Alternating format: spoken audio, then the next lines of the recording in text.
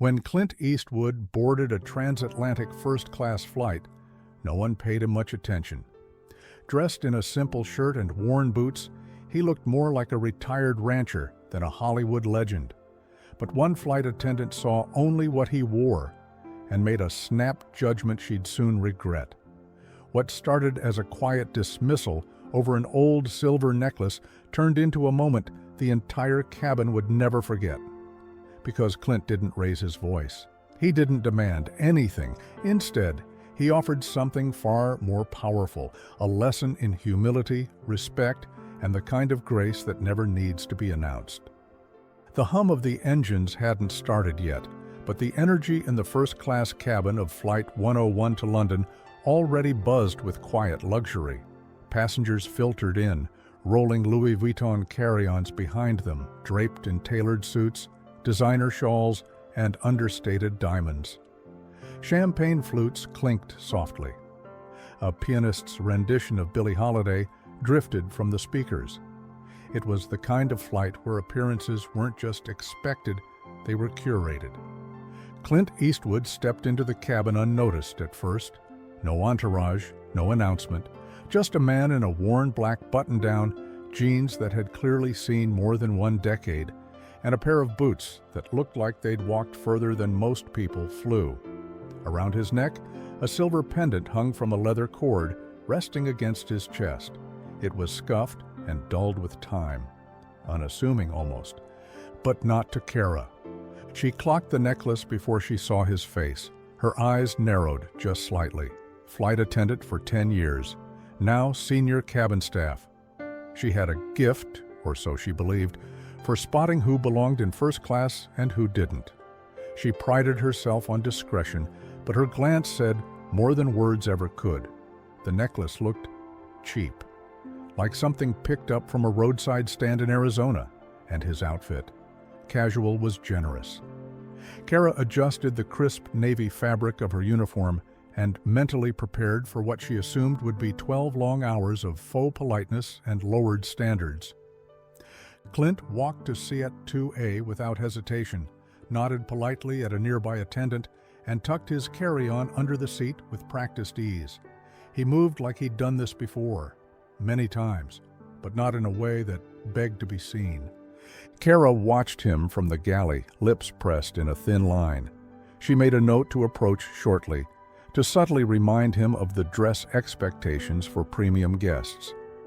She didn't like making assumptions, at least that's what she told herself, but she'd seen this story before.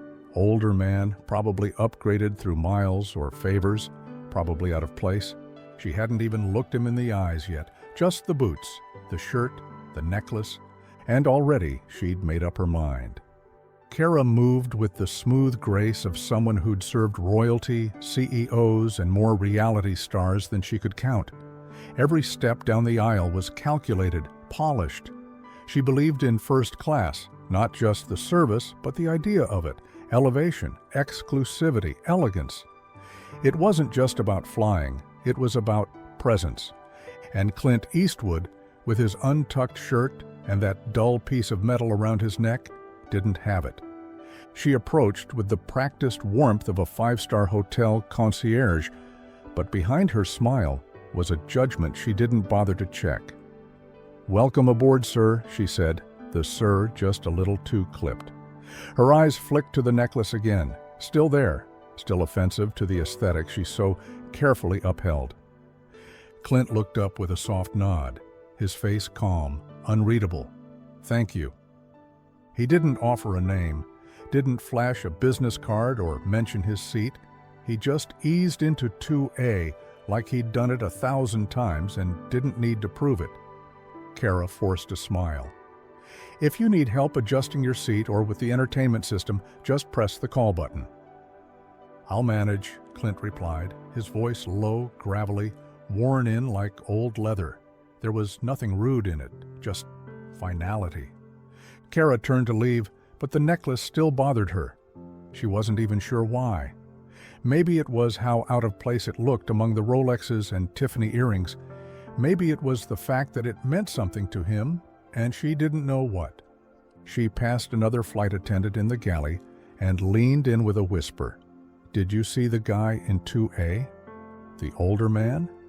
"With that necklace," she said, her tone flat.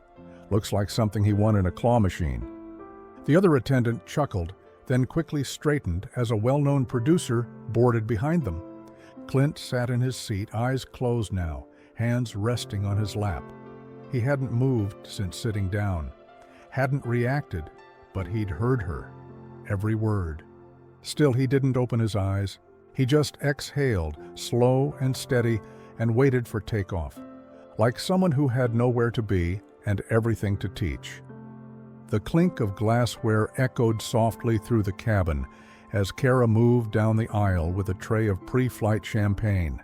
Crystal flutes just chilled enough to fog lightly around the rim, perfectly arranged like soldiers at attention. First-class tradition. She always made it a point to offer with grace, eye contact, a warm smile, a slight bow of the wrist. It was part theater, part ritual. She reached 2A and paused, just briefly. Clint was leaning back, relaxed, one leg crossed over the other. The necklace rested against his chest again, slightly crooked, slightly too present for her liking. It wasn't just that it was out of place. It was that he wore it like it belonged here. Kara offered the glass with a tilt of her wrist, but her expression shifted for just a beat. Her smile faltered, her eyes scanning the pendant as if it were a stain on white linen. She smiled again, this time tighter. "We do have a dress code in first class," she said lightly, the kind of comment dressed up as helpful. Then, just as she turned, she added, "especially for accessories." It was coded in courtesy, but the edge was there, a practiced jab, a quiet attempt to put someone back in their place. Clint looked up slowly. There was no sharpness in his face, no bite, just a long, even gaze, like he'd seen that kind of smile 1,000 times before. Then he gave a small nod. "Duly noted," he said, voice low, a whisper of gravel and calm. He didn't argue, didn't ask what part of his necklace violated the sacred air of champagne and caviar. He just took the glass and nodded again, like someone who had learned a long time ago not to explain himself. Kara hesitated. For a moment, something in his eyes flickered. Not anger, not offense, just history. Then she moved on. Seat 2B took his glass with a thanks. The man in 3A didn't look up from his tablet. Business as usual, but the air around 2A shifted just slightly. A subtle tension, like a room holding its breath. And Clint? He just sipped the champagne and looked out the window, calm as ever. The cabin buzzed with the quiet rustle of boarding. Coats were stowed, belts clicked into place, and the low hum of polite conversation filled the air. Kara returned to the galley, the tray now light in her hands. Her shoes tapped against the carpet, heels precise, posture unshaken. But her eyes flicked once more toward seat 2A. The necklace still hung there. She couldn't help it. It irked her. Not just the look of it, but the audacity. As if this man had walked into a black tie event wearing a rubber bracelet and dared to act like he belonged. She turned toward Michelle, the other attendant prepping the welcome kits. Kara leaned in, voice low, sugar-laced but sharp at the edges. "Guy in 2A, she murmured. "That necklace?" Michelle raised an eyebrow. "Yeah?" Kara smirked. "Looks like something out of a souvenir shop, one of those gas station gift stands next to the jerky." Michelle stifled a laugh, eyes wide. "Stop." "I'm serious," Kara said, pretending to organize silverware. "I've seen more class at a truck stop diner." She wasn't loud. She was never loud, but it was just loud enough. Clint sat unmoving, same position, same relaxed stillness. He hadn't turned his head, hadn't spoken, but Kara knew in that way you just feel, that he heard it. And yet, no reaction, not even a glance. That silence said more than any comeback ever could. Across the aisle in seat 3C, a retired Marine, mid-60s, broad-shouldered, quiet, caught the exchange.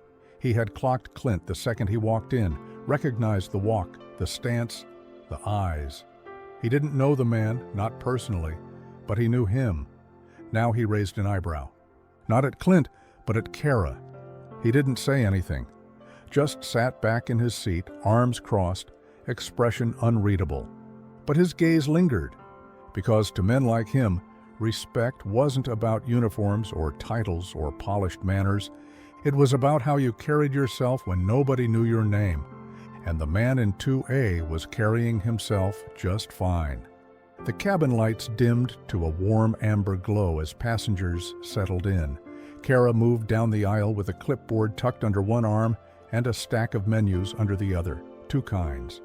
The exclusive tasting menu, leather-bound with gold lettering, was reserved for the airline's VIPs, celebrities, and platinum status regulars.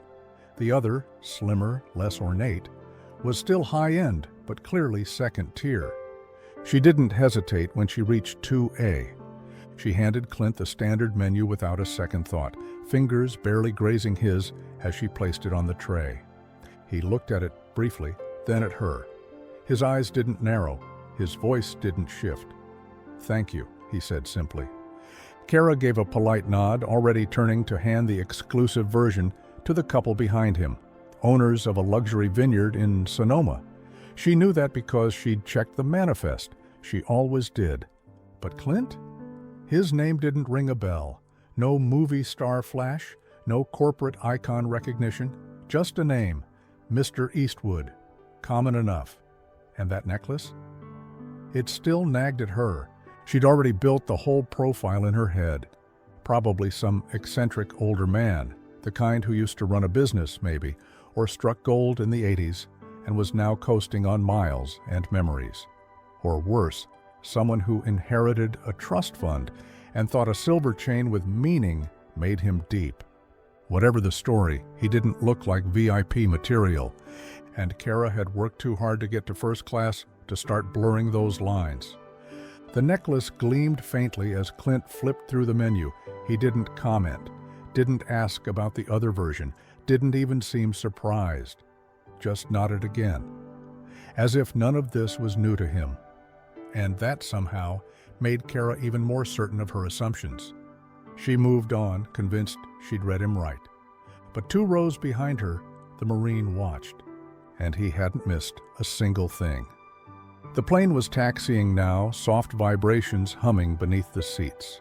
The windows glowed with fading daylight, and the quiet murmur of conversation mixed with the clink of glasses and the occasional rustle of silk and paper. Clint sat calmly in 2A, still thumbing through the standard menu. His posture hadn't shifted. One hand rested on the armrest, the other gently pressed against the silver pendant on his chest. It wasn't a twitch or habit, more like a touchstone. Kara returned with a refill of water, setting it down without a word.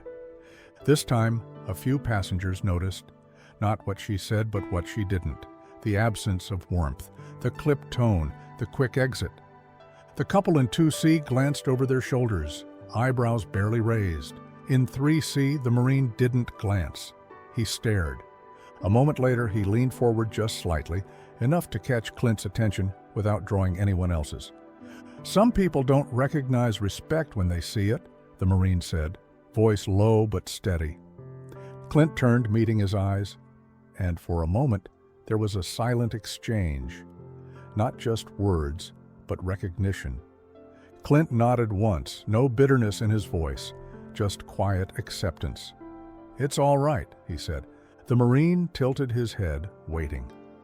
Clint looked forward again, eyes scanning the aisle, then out the window. Time reveals everything.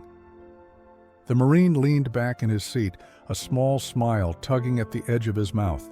Not because he found it funny, but because he knew Clint was right. People like Kara, they made snap judgments, measured worth by polish and presentation, and sometimes they needed a moment, a shift, a nudge, but sometimes they needed a mirror. Kara walked past again, eyes focused ahead, unaware of the conversation, or maybe just ignoring it. She didn't realize yet, but she was already in the story she'd one day be telling someone else. And the man in 2A, he wasn't done teaching yet. Luis wasn't supposed to be in first class. He was in training, just a few weeks into the job. Young, eager, the kind of person who said, "Yes, ma'am," even when no one told him to. His job tonight was simple: observe, assist, and stay out of the way. But as he passed Seat 2A with a tray of warm towels, he slowed, not out of protocol, but out of curiosity. The man sitting there wasn't like the others, not just the way he dressed or how he sat so still. It was the necklace. It had caught Luis's eye the moment he walked in. Silver, worn, no shine, just presence. Not expensive looking, but important. You could feel it. Luis hesitated for half a second, then stepped forward, lowering his voice so only Clint could hear. "Sir, if you don't mind me asking, your necklace, what is it?" Clint looked up, surprised but not irritated. His eyes softened a bit, the corners of his mouth twitching into something close to a smile. He reached up, thumb brushing over the pendant once, before letting it hang again. "It's a dog tag," he said, voice even. "I had it reshaped years ago. Didn't want it to look like what it was." Luis blinked. "Military?" Clint nodded. "Korean War. It belonged to a friend. We served together. He didn't come back." Luis swallowed hard, straightening his posture on instinct. He hadn't expected that. Clint's words weren't heavy. They weren't even sad. Just true. "I wear it to remember him," Clint added. "That's all. Nothing fancy. Just a promise kept." Luis stood there for a second longer, unsure what to say. Then he did the only thing that felt right. He nodded and quietly said, "Thank you, sir." Clint gave a quiet nod back. Luis didn't ask anything else. He just walked away, slower this time, not rushed, not nervous, just different. He carried the moment with him like something fragile and heavy all at once. And he knew, somehow, that necklace didn't belong in a jewelry box or a souvenir stand. It belonged exactly where it was. Luis didn't mean to tell anyone, at least not right away. But the story didn't stay small, not because he shouted it, but because moments like that don't stay quiet. Not in places like this. They hum, they ripple. In the galley, he told Michelle, not to gossip, but because she'd asked why he looked like he'd just stepped out of a chapel. "He said it's a dog tag," Luis whispered. "His friends. Korean War." Michelle blinked. "Wait, that necklace?" Luis nodded. By the time they reached cruising altitude, half the crew knew. And then it spread further, not by words, but by change, by the way people moved around him. Slower, quieter, with more care. The woman in 3A, who hadn't looked up from her magazine since boarding, suddenly offered Clint her unopened hot towel with a smile. The man across the aisle, a hedge fund type with noise-canceling everything, took out one earbud when Clint passed by on the way to the restroom and said, "Thank you for your service." Clint didn't respond with anything flashy, just a nod, maybe a quiet, "You're welcome." That was enough. But the tone in the cabin shifted. And Kara? Kara didn't notice. She still moved with the same performative grace, eyes scanning for elite preferences and champagne top-offs. She still passed by Clint's seat quickly, as if not lingering meant she didn't have to second-guess herself. She didn't notice the glances, the small kindnesses, the way people suddenly seemed more aware of him. She didn't notice Michelle's sideways glance, or the fact that Luis now stood a little taller every time he passed 2A. She didn't see that Clint hadn't said anything to defend himself. He didn't need to, because truth doesn't always need a microphone. Sometimes it just sits quietly in a seat near the window and waits. It was during the meal service that the purser, Janet, caught the change in current. She'd worked flights for over 20 years, seen everything from celebrity meltdowns to mile-high proposals. She didn't miss much, and tonight, something felt off. It wasn't turbulence, it was the crew.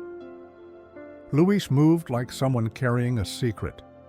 Michelle kept glancing toward 2A with a kind of quiet reverence, Even the passengers were different, less entitled, more observant, like the cabin had collectively decided to sit up straighter. Janet leaned against the galley counter and raised an eyebrow. "What's going on?" Michelle hesitated, then nodded subtly toward Clint. "You might want to check in on Kara," she said. "She's been dismissive." Janet tilted her head. Dismissive of who? Seat 2A. Janet peeked around the corner, eyes narrowing slightly. "Do you know who he is?" Michelle asked. "Number should I?" Louis spoke up. "His name is Eastwood. Clint Eastwood." There was a pause. Then Janet blinked. Once, slowly.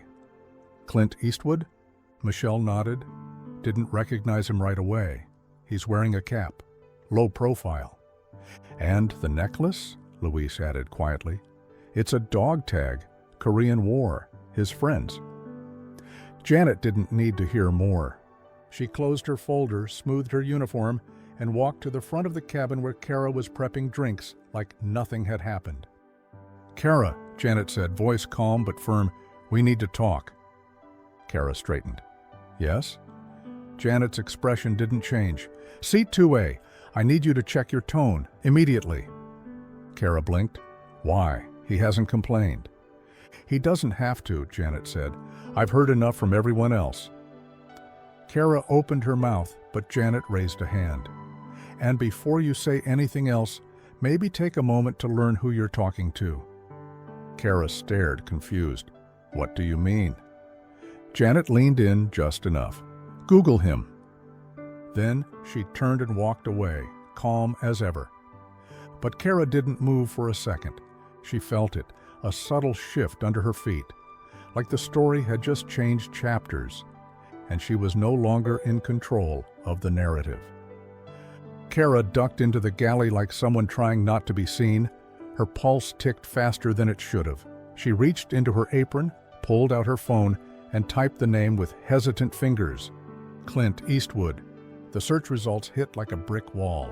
Photos, headlines, tributes, rows of film titles, awards, interviews, documentaries, a career spanning 7 decades, Unforgiven, Gran Torino, $1 Million Baby, American Sniper, director, producer, actor.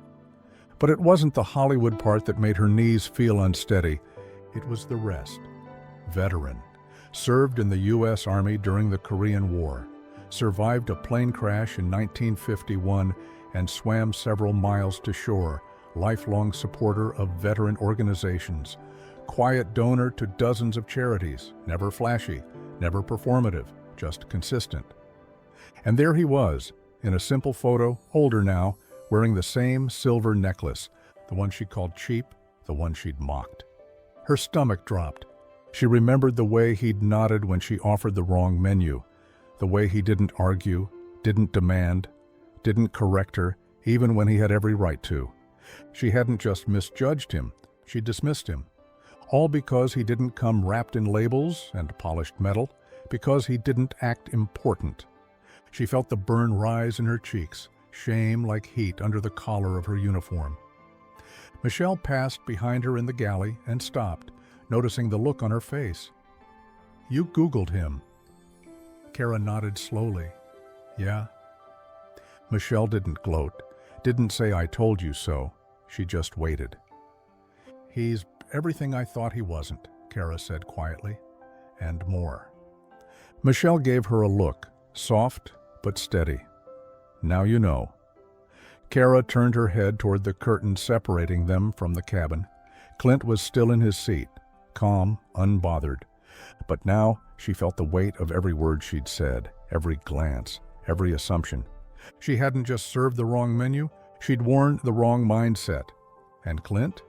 He'd said nothing, which somehow made it worse. The cabin had quieted, meal trays were being cleared, lights dimmed, and voices softened to murmurs.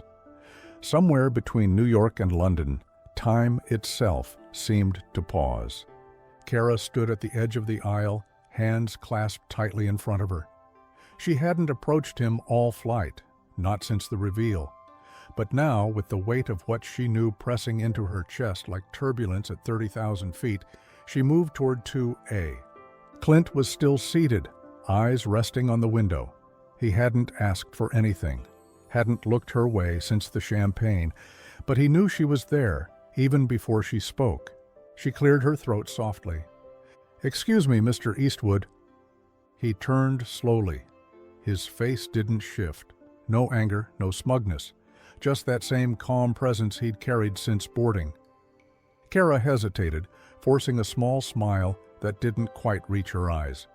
"I just wanted to say I didn't realize who you were." It came out too formal, too stiff, like a line rehearsed in front of a mirror. Clint's gaze didn't waver.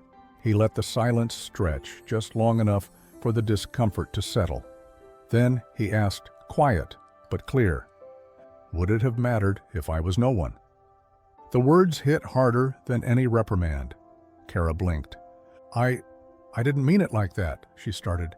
But the thing was, she had. She had treated him differently because of how he looked, because of what he wore, because she'd made a decision before she ever heard his name. Clint didn't press her. He didn't raise his voice. He just waited. The worst kind of confrontation wasn't the kind where someone yelled. It was the kind where they didn't need to. Kara nodded slowly, eyes lowering. "No," she said. "You're right." For the first time that night, she wasn't performing. And for the first time, Clint gave her something back. A single, small nod. Not approval, but maybe the beginning of forgiveness. There was a kind of hush that wasn't silence, more like reverence. The cabin had picked up on it, not all at once, but in fragments. Passengers who were pretending not to watch were now listening without hiding it. Heads tilted, books lowered, screens dimmed. Clint looked down at the pendant again, then up at Kara. "You want to know about the necklace?" he asked. She nodded softly. He held it in his hand, thumb brushing the edge. "It's a dog tag," he said. "Not mine. My friend's." He let the words hang there. "Korean War. We were stationed together. One day he told me, if I don't make it, don't bury me in this cold metal. Make it into something someone would actually wear." He smiled faintly, a flicker of memory crossing his face.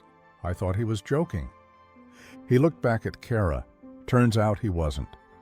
A pause. "So I did. I reshaped it, carried it with me ever since. It's not stylish. Doesn't match the uniform, but it matters." Kara swallowed hard. She wasn't the only one. In 3C, the Marine now sat upright, eyes on Clint, with something like pride. The woman in 2D dabbed at the corner of her eye. A flight attendant near the galley stopped mid-step. No one said anything, but no one looked away.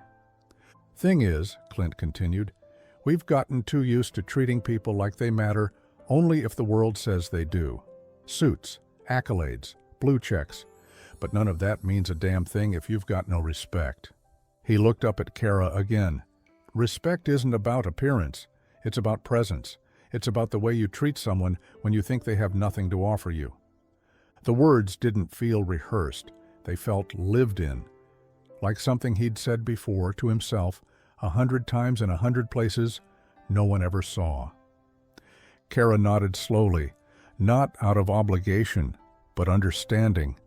The silence in the cabin wasn't awkward. It was the kind that settles when people are finally listening.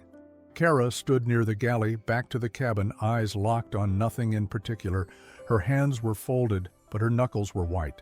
She wasn't upset, not exactly. She was unraveling. The conversation with Clint played on a loop in her head. The way he'd said, "Would it have mattered if I was no one?" The way he told that story, softly, without needing sympathy, just truth. It echoed in her like a bell she hadn't realized was ringing, and now it wouldn't stop. She looked down at her own reflection in the glossy surface of the galley door. Neatly pulled back hair, flawless makeup, impeccable uniform, every detail exactly as it should be, everything in its right place. Except her judgment, because Clint Eastwood wasn't the first person she'd sized up like that. She thought about the older man on the Paris route last month, cargo jacket, threadbare loafers, who she'd offered the standard wine list to, only to find out later he was a Nobel laureate in economics. She thought about the woman in sweats who turned out to be a retired surgeon, the grandfather in a faded flannel who paid for his granddaughter's honeymoon in full, first class, round trip. But she hadn't seen them that way. She'd seen wrinkles, worn clothes, jewelry that didn't shine, and she'd made snap decisions over and over. It hit her then. Not just embarrassment, but shame. The kind that sticks. The kind that doesn't need scolding because the mirror was enough. She looked back toward 2A. Clint was still seated, still calm, still carrying that necklace like a memory no one else could hold. And she knew if she didn't say something now, she never would. Kara approached again, but this time there was no script in her head. No "sir," no formal smile, just sincerity. "Mr. Eastwood," she said softly, "would you mind if I sat with you for a few minutes? During break?" Clint looked up. For a second, he said nothing. Just studied her face. Not to judge, but to read.